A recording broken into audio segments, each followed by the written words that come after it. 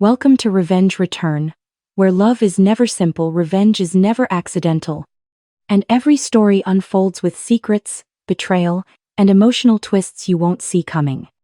This is where the story begins. The envelope arrived on a Tuesday. Certified mail from the county recorder's office. Inside, a deed transfer notification for my oceanfront condo at 4750 Coastal Drive, the property I'd purchased 3 years ago with money from my tech startup exit. The property now apparently belonged to my sister, Madison. According to the transfer date, the deed had been recorded 6 days ago. I'd been in Singapore closing a consulting contract. I hadn't signed anything. I called the county recorder's office. The clerk pulled up the file. Transfer recorded on the 15th. Notarized deed. Grantor signature. That's you, witnessed and stamped. I didn't sign that. Pause. The system flagged it actually. Signature inconsistency alert. Your file's already been forwarded to our fraud investigation unit. They'll be contacting you within 48 hours. My hands went cold. Not from fear. From the calculations running through my head. My family had committed real estate fraud. Documentable. Prosecutable. Irreversible.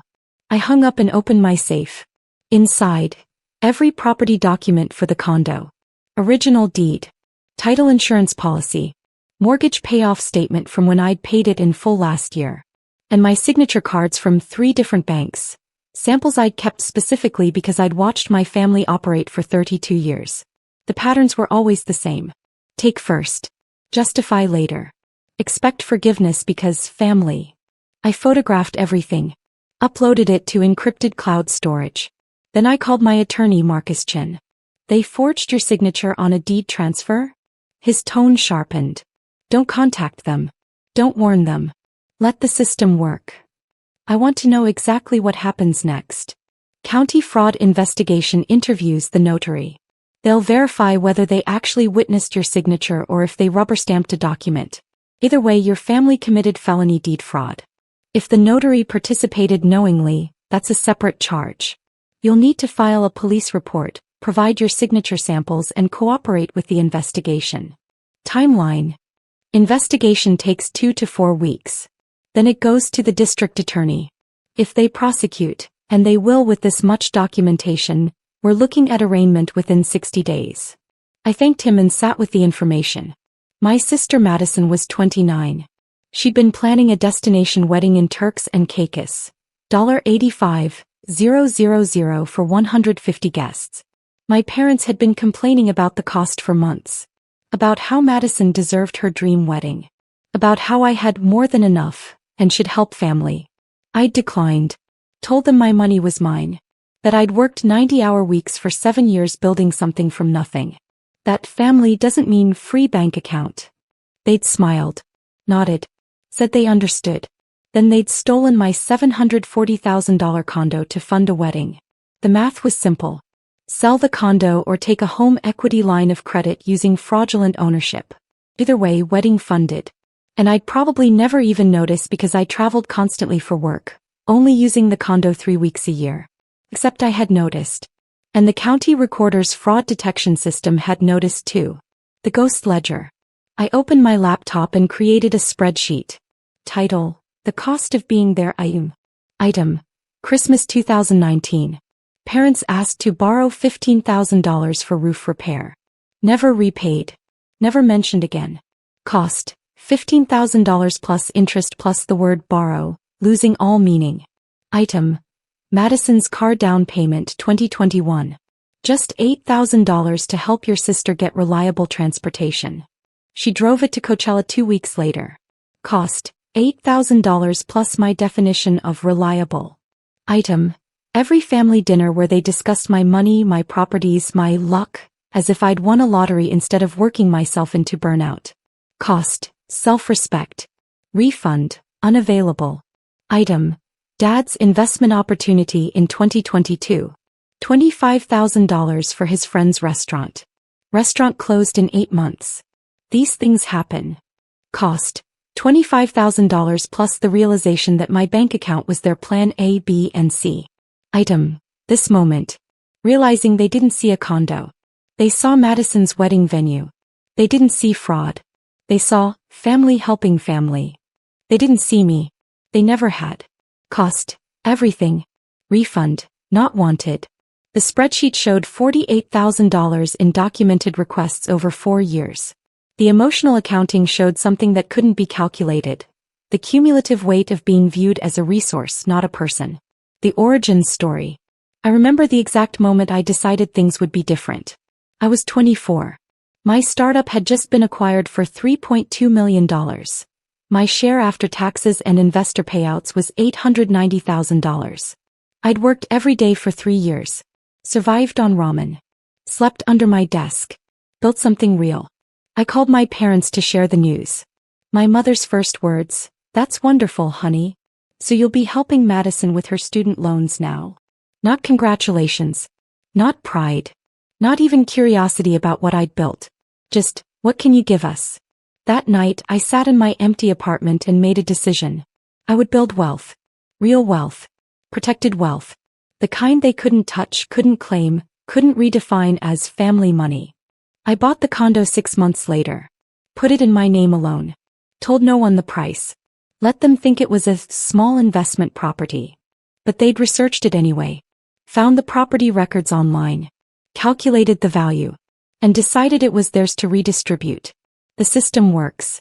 The county fraud investigator called on Thursday. Detective Sarah Pacheco, Economic Crimes Unit. "Mr. Thompson, I've reviewed your case. The signature analysis is conclusive. The deed signature doesn't match any of your banking or legal documents. Additionally, the notary, Rebecca Hartwell, has admitted she notarized the document without you present. Your father told her you'd already signed it and just needed the notarization.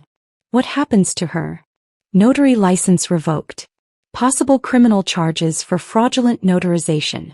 She cooperated fully once we showed her the signature analysis. And my family? I need you to come to the station tomorrow. Bring your signature samples and any communication about the property. We'll take your formal statement. Then the case goes to the DA's office. Given the property value and the premeditated nature, they researched the property, prepared fraudulent documents, involved a notary. This will likely be prosecuted as felony forgery and real estate fraud. I arrived at the police station at 9 a.m. Friday with a leather folder. Inside, signature samples from 6 different sources spanning 8 years.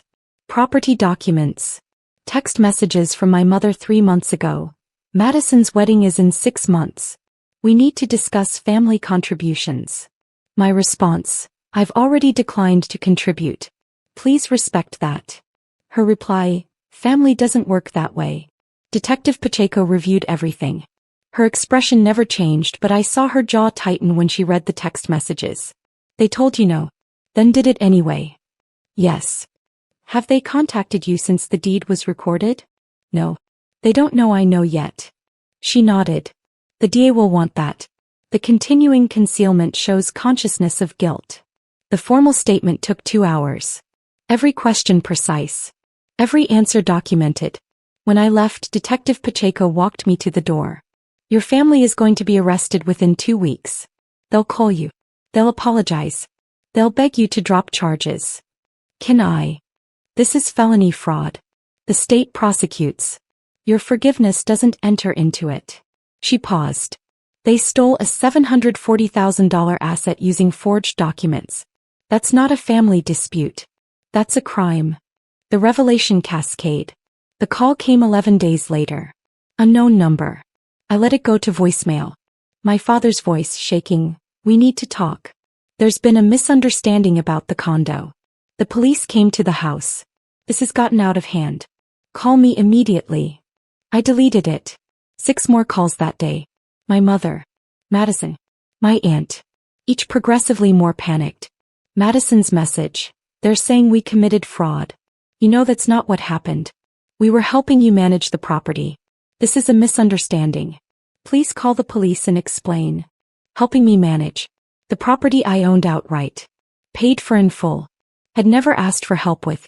I blocked all their numbers. Marcus called that evening. Your father's attorney contacted me. Wants to resolve this privately.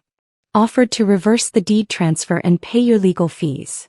And I told him the deed's already been voided by court order. The legal fees are irrelevant. And the felony charges aren't negotiable. He asked if you'd write a letter to the DA asking for leniency. What did you say? I said I'd ask. But I'm not going to push. This is your call. I thought about the ghost ledger.